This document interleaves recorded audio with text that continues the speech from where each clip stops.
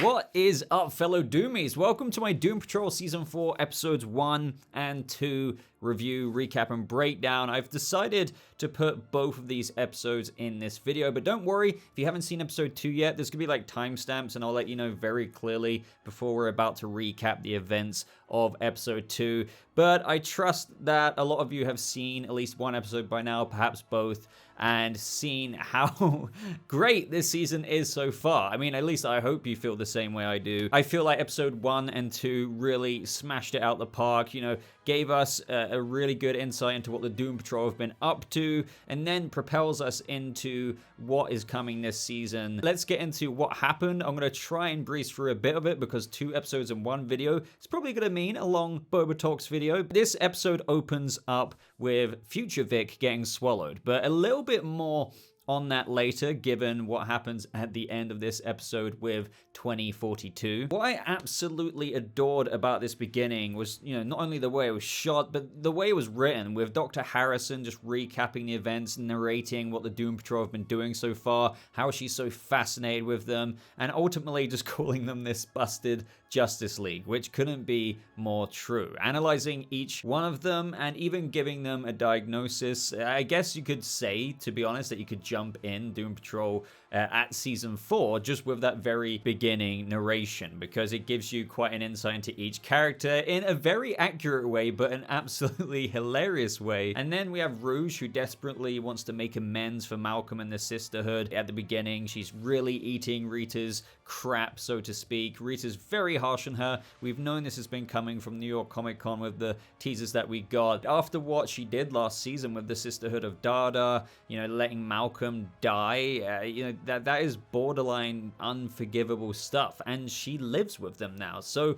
Rita, even though it may seem like she's acting like a bit of an asshole to her, it is something that, could you imagine forgiving someone like that? But then what I love about this show is its ability to allow you to empathize with someone like Madame Rouge, and that's a very strong thing for her this season. If you didn't know already, I've seen 6 episodes, and don't worry, I'm not going to give anything away. There's even some things that I've written down on my bullet points on my screen there that I want to speculate about, because I actually genuinely don't know. There's just other hilarious moments at the beginning where they put jellyfish on each Doom Patrol member's heads to solve the memory problems with time travel, but again, that rings back to Rouge because for her, it's like a quick drug to kind of forget all the crap that she's dealing with, but it doesn't really matter because, as Dr. Harrison says, they come back with a vengeance. She's looking at all the people that she signed off as a weapon, and again, this really echoes so well throughout these first 6 episodes. This is all happening among the Codpiece mission,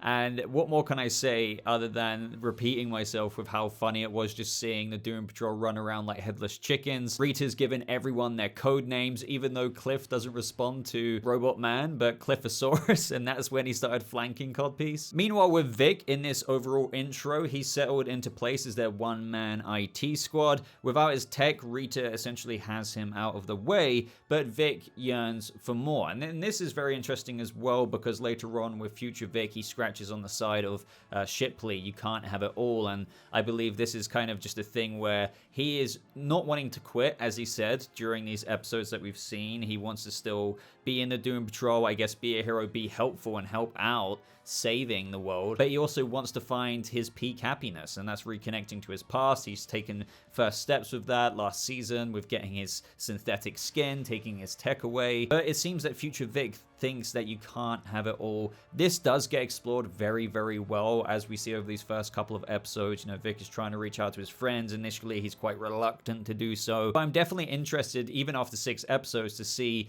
what does the Future Vic really mean by, like, you can't have it all. Does this mean by the end of this season, Vic's going to choose one or the other, or just are they going to defy time and not end up like their future selves? So like Vic might think, no, I can have both. But back to talking about being the IT guy. This is when Vic sees the other IT guy for Codpiece, and he has a freaking arse bazooka. This is so Doom Patrol. This intro is, I think, I mean, to be honest, maybe I have to rewatch all the seasons again, but like, what could be more strong than this whole first 10 minutes? It is just absolutely hilarious. Love how Rita just reaches out and bends it. But it's moments like this that Doom Patrol juxtaposes so well, you know, completely bizarre, crazy moments, yet with moments that just still make you feel so locked into the character, feeling for them very emotionally. So after all of this, we have Dr. Harrison visit Jane in the underground. She accuses her of hiding away, which later on Jane basically kind of does admit to, even though Jane says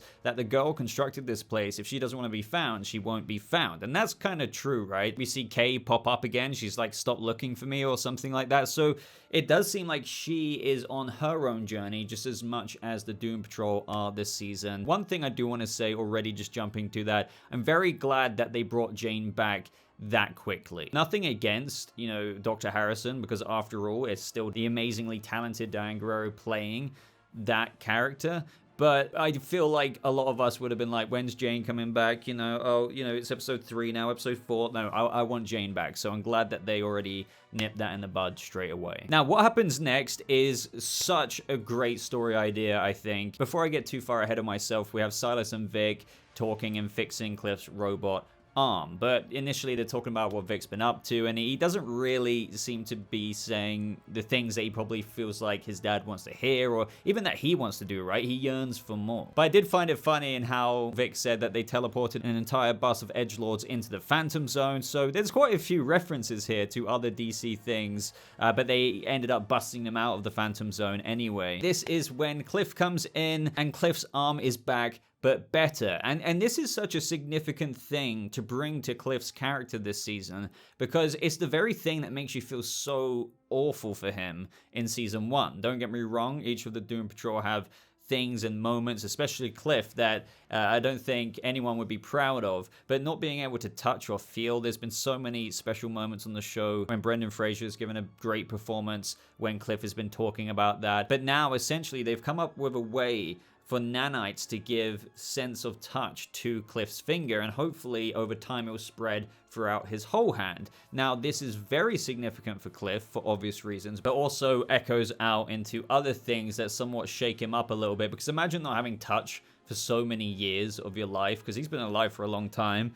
You will kind of get a bit cold with things that you could do, for example, killing. But it also provides for some very special moments. Now, I don't want to get too far ahead of myself there, not going to talk spoilers, but there's something really nice coming your way between Cliff, his touch, and another character. And initially, this is what he wants to do, is reserve it to be with his family, be able to touch them for the first time. But I love how Silas says, sorry to be a spoil sport, Cliff, but you do realize that you're technically touching the oven glove. Love the travel tunes that they were playing, Sweet Caroline, which is when, in the time stream, the wormhole, if you will, we have Isabel Feathers. You can't remember her. She's essentially the one who portrayed Rita in that Cloverton play. And she fell through that crack when Madame Rouge first arrived, and that was like the end of her, but apparently not. She's just been falling through this wormhole this whole time, and she like slaps into Shipley, the time machine, and it sends the Doom Patrol off course, and that immediately propels us into this next greatest adventure,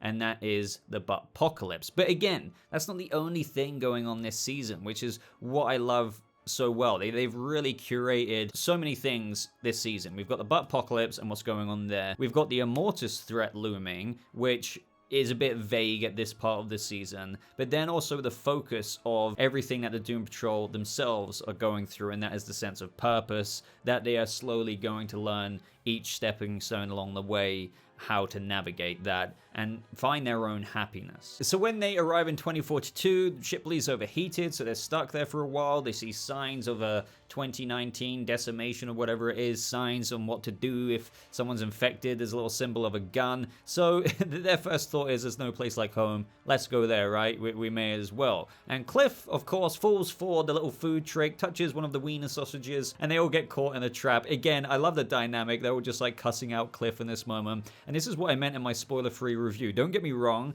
characters go off as we see, like Jane and Vic and even Rouge and Cliff. I still feel like everyone's a little bit more involved this year. Maybe that's a deliberate choice because they have been a bit of a Doom Force, Doom Patrol with code names and whatnot. In this moment, we see future Vic arrive and he's like, welcome to 2042. But notice how he's not actually using Cyborg tech. It's actually just makeshift. And that makes sense after all because it is our Vic who's undergone that skin surgery in the future. So he must have got some parts together and kind of made a makeshift steampunky cyborg armor and weaponry and whatnot. Now, I do wonder, by the way, if that's a foreshadowing for our Vic. I don't want to get too far ahead of myself. This is total speculation. It's not anything I've seen. But, you know, if future Vic can do something like that, and we do have Vic wanting to reconnect with his past, but also be a Doom Patrol member, it would be cool to see Vic have some kind of get up like this. Obviously, it wouldn't be as steampunky, but if we ever did get future seasons of Doom Patrol, or even maybe in an episode I haven't seen later this season, maybe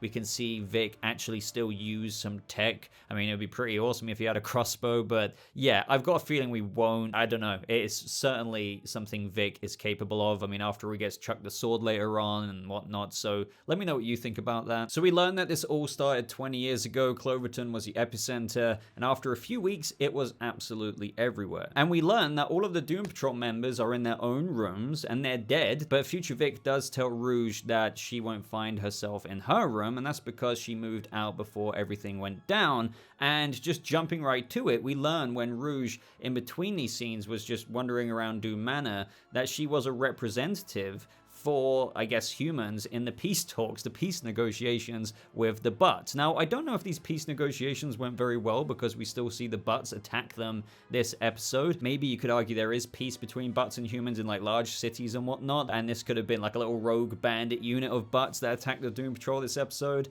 and actually ended up eating future Vic. But yeah, that's certainly interesting, and I am dying to learn more about that because I actually haven't got mega clarity on it in the episodes that I've seen. So Rouge, with this future of hers being some kind of representative, is definitely threaded, I guess, in this whole preventing the future storyline. So when the Doom Patrol are all talking to themselves, for example with Rita, she says it turns out we're not as really as good at being a team leader as we were, even being a high school drama teacher. Then with Dr. Harrison and her future self, she's basically having a go at herself for prioritizing dissecting the Doom Patrol over the girl. If she really cared about Kay, she would have got out of there a long time ago. Now, I don't know if this is a plot hole or anything like that, and for all I know, Dr. Harrison could come back, but technically with what happens to Dr. Harrison, and don't get me wrong, we don't know if she died, we don't know what it meant when Kay just, you know, popped up inside her, but she did have that kind of crumbling animation like we've seen before when other personalities have died. But either way, Jane's taken over as primary, so would it have really been Dr. Harrison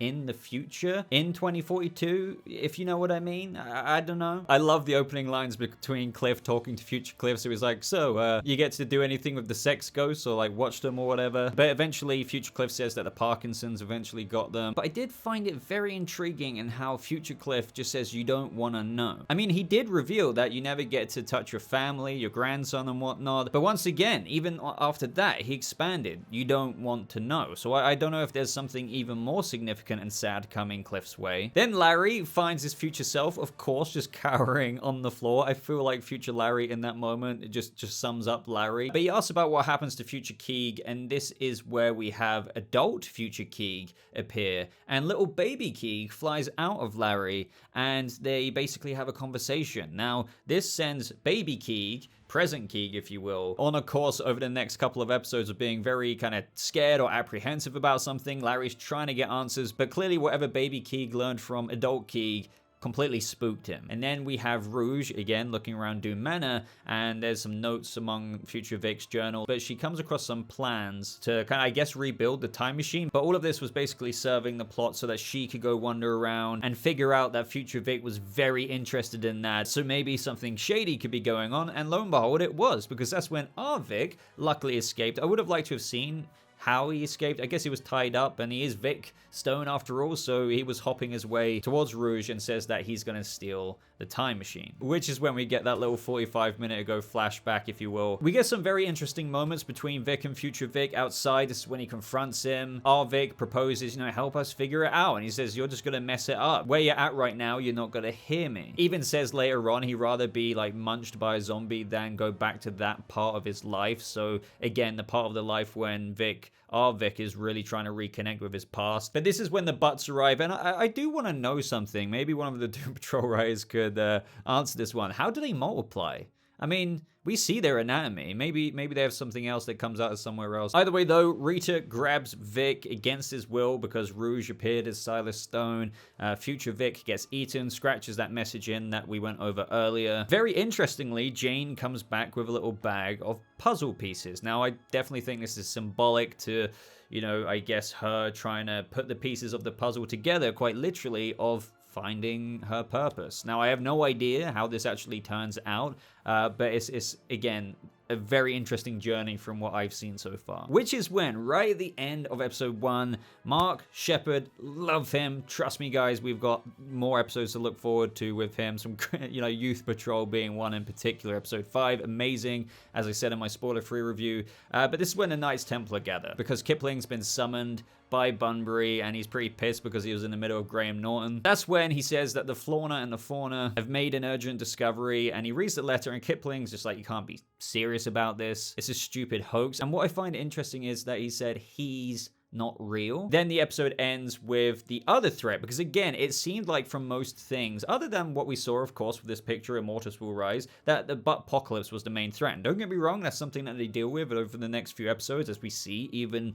in the next episode. But he says, but if this is real, really, really real, it can only mean one thing. We're well and truly, absolutely effect, and that is because it says Immortus will rise. Again, I do want to draw your attention, and this is something still a mystery to me, is that, we know that General Immortus is a character in the comics, and the line that Kipling says is that he's not real. He is not real. He's. So, I don't know if they're actually bringing in General Immortus, or if it's going to kind of be the Doom Patrol's own adaptation of whatever this Immortus thing is. Obviously, I know a little bit more there, but maybe I'm reading too into the line of he's not real. But either way, it is super cool, and it does seem to me to be arguably the bigger and deeper looming threat this season with Immortus will rise. That just about wraps up the events of episode 1. So I'm about to go on to episode 2 now, so if you haven't seen it, and you don't want to go over the events of the crazy moments in this episode, this is your warning. I really enjoyed episode 1. I mainly want to save my thoughts for the very end of the video, but what a great beginning episode. I genuinely don't have any criticisms that I can think of right now.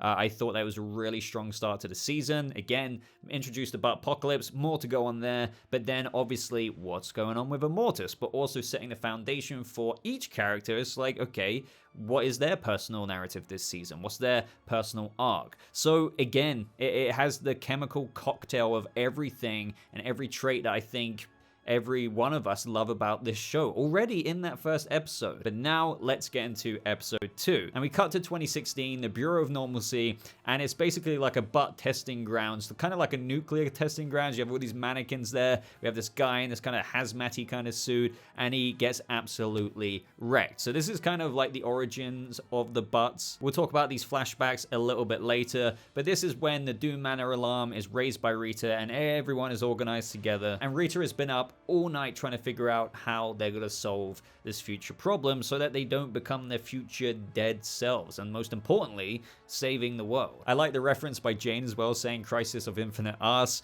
but the Doom Patrol have got different ideas in mind. A part of me does feel bad for Rita, because at the end of the day, she did come up with all of this plan, and the way she's taking it is she's really upset, and the way they're seeing it is, well, we kind of, if we're going to do things a bit differently, maybe we should go in with different leadership, and that's obviously Madame Rouge. They put a bit of logic into it, like, well, technically, the only person they know who wasn't to blame for the future was Rouge, even though we know she's a representative for the humans. So again, I am wondering about what's going on with that, and if she wasn't even around, her as team leader is the best chance of saving everything. But again, I kind of felt bad for Rita because they're still using her plan. She's the one who was like, Darren Jones, remember the barn? I guess it's kind of self-explanatory because if they actually thought about it like Rita did, even though you can probably only count on Rita to actually think about this, they would have all realized, oh yeah, we were at that barn when we were all zombies. Darren Jones got infected, probably escaped. But again, the dynamic of the characters, like Cliff and Rita going at it, just, counting the cussing. And I actually really enjoyed Madame Rouge as the team leader. She kind of just seemed to like own it as well as she could, and she was giving everyone their time, just trying to feel out the situation. But really, we know she had an ulterior motive, and that's to exterminate Darren so he doesn't infect anyone else as soon as possible. So she pulls Cliff aside, and he gets all excited because they're going on a little top secret mission. Everyone else has like an hour to get ready, but this kind of divides the episode up into splitting the characters up. So we have Vic and Jane go on their own little adventure. That was hilarious. We have the butt hunter, so not beard hunter, but an actual butt hunter. And then, of course, just seeing Cliff and Rouge just cycling their way to the farm of where Darren Jones, man, that is just some of the funniest stuff I've seen in a while. With Larry and Rita this episode, Larry's still trying to figure out Keeg. What did adult Keeg say to you? And he's just like sparking out all the electric wiring in Doom Manor. Meanwhile, Rita feels betrayed by her very, very good friend Larry, and we all love Larry and Rita friendship here.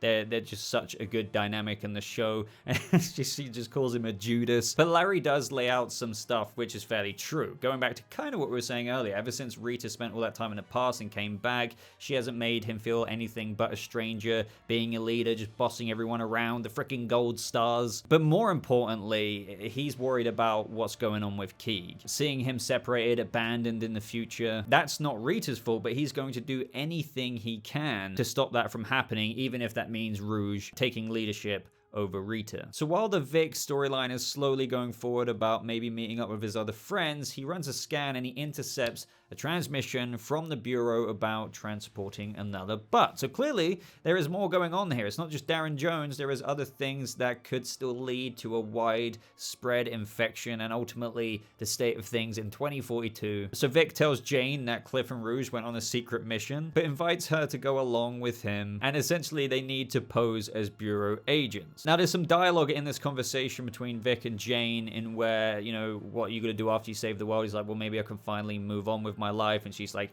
kind of really getting in there saying, yeah, but like, what are you going to do? It feels like everyone is having their own solo acts. But as Vic says in reply, it's easy to feel like everyone is moving on without you if you're stuck standing still. And that's exactly what I think is dawning upon Jane around this point in the season. After having a purpose of protecting Kate her entire life, it's very hard to see through the murky waters of what is out there for me beyond that. So she's going to have to go onto her own solo act. And I guess around episode 2, that is where things are really starting to kick off again, the symbolic aspects of the puzzle pieces. But this really, really fleshes out in such good ways throughout the coming episodes, especially episode 5. And this is just further backed up to Jane through Vic saying that maybe what Kay wants for you is different than what she wants for herself. He also mentions that he had an interview with Kay when everyone met Kay up top quite a while ago, but more on that in a little bit. Meanwhile, with Cliff and Rouge, they're cycling away and they come across a car, and Cliff talks about old times, just fixing up cars, and this one thing him and his dad understood,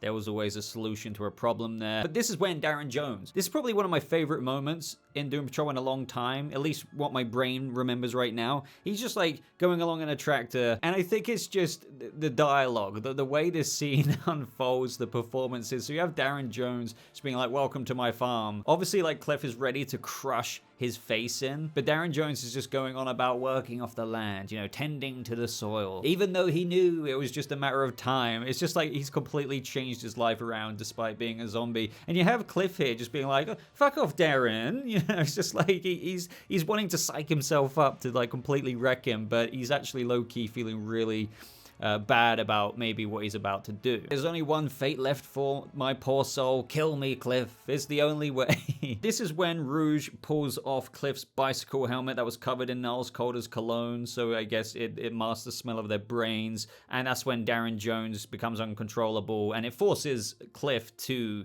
do what he originally went there to do, but felt reluctant to do. But this messes him up a little bit because he can feel the skull crush with his new feeling in his fingers and the blood on his fingers. And, you know, they think they've saved the world right now, but obviously the season would end right here if this was the solution to everything. And we'll revisit this discussion about Cliff in just a second. This is when Vic and Jane meet the Butt Hunter. He was hired to round up all the butts after a horde got lost a year ago. And more or less in the scene, he brings the butt out. He says it's different than the others, seems infected. That's because it's a werebutt zombie and it's frozen in there. And luckily, Jane and Vic get away with teleportation help right as the real Bureau agents are arriving. So this is when everyone returns back. We have Rouge and Cliff saying it's a success. We have Vic and Jane come back with the frozen butt, leaving it to them to fix the issue of, I guess, killing the little poor butt. And this is where we have a bit of a profound moment for Cliff, because he opens the little frozen container up, sees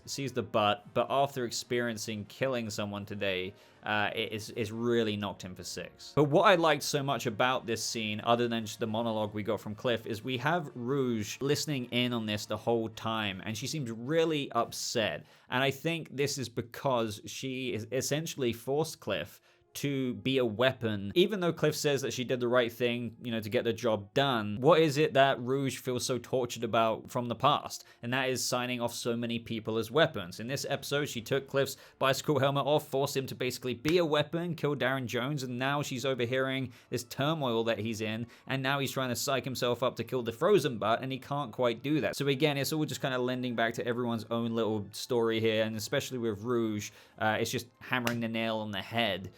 With what she's struggling with, and lo and behold, she's kind of hammered it in even more this episode with what she caused Cliff to do. Now, going back to the Bureau cuts, this is when we meet Margaret Yu and how she was brought into the Bureau a few years ago because she's a renowned linguist and anthropologist, and her mission is to essentially establish a means of communication, and through that they can assert control over the new Bureau weapon, and that is the butts, because we see them at this point and they're just completely, you know, savage, tearing things up. But by the time we see them again, she's organized them all to do a performance, a very musical one. And then in 2019, we see that moment from the previous seasons where all the butts got loose. We see even Cliff in the background just looking at Margaret Yu listening to music, and he's like, what the fuck? But eventually when she comes to, we actually see that she's got a butt hidden away, and that is Nicholas in the drawer. Now, that butt looks very similar to the butt we have on the Doom Patrol poster, so I wonder if Nicholas is going to be very important to this season. Now that the Doom Patrol feel like they've more or less solved the problem, they've sorted out Darren Jones, they've got this frozen butt that they think Cliff is, you know, basically going to kill. Vic's weekend is now opened up,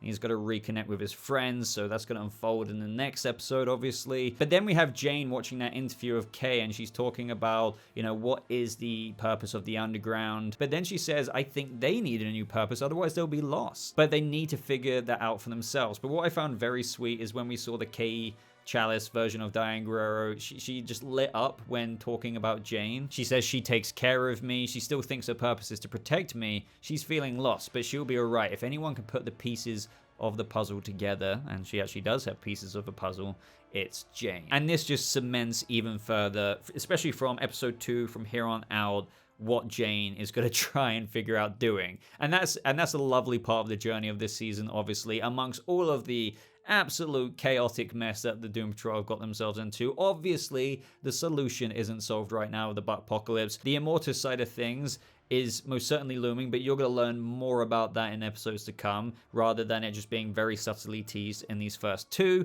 But then we actually end the episode off with a present-day scene, and that is Margaret Yu with Nicholas in her apartment eating cereal. Now, there's quite a bit of a focus on Margaret here and Nicholas. So again, and this is something I don't even really know about, they're clearly going to come in very handy, potentially, when it comes to stopping the Buttpocalypse. Now, I don't know how much of a threat the Buttpocalypse is compared to Immortus. Obviously, the Immortus thing feels like, and especially from what I've seen, seems to be a bigger thing, but they're clearly cooking up how the Buttpocalypse still hasn't changed. Like, their future will be 2042 unless more things get done. And that wraps up episode 2, or at least most of the events of episode 2. And again, I feel like this double episode drop, like what HBO Max did with Titans for Doom Patrol, it was very, very, very good. And trust me when I say this, if you enjoyed these first 2 episodes, honestly, if you enjoyed these, you are going to love Yeah, I know I'm laughing, but I'm just thinking of the future episodes in my head,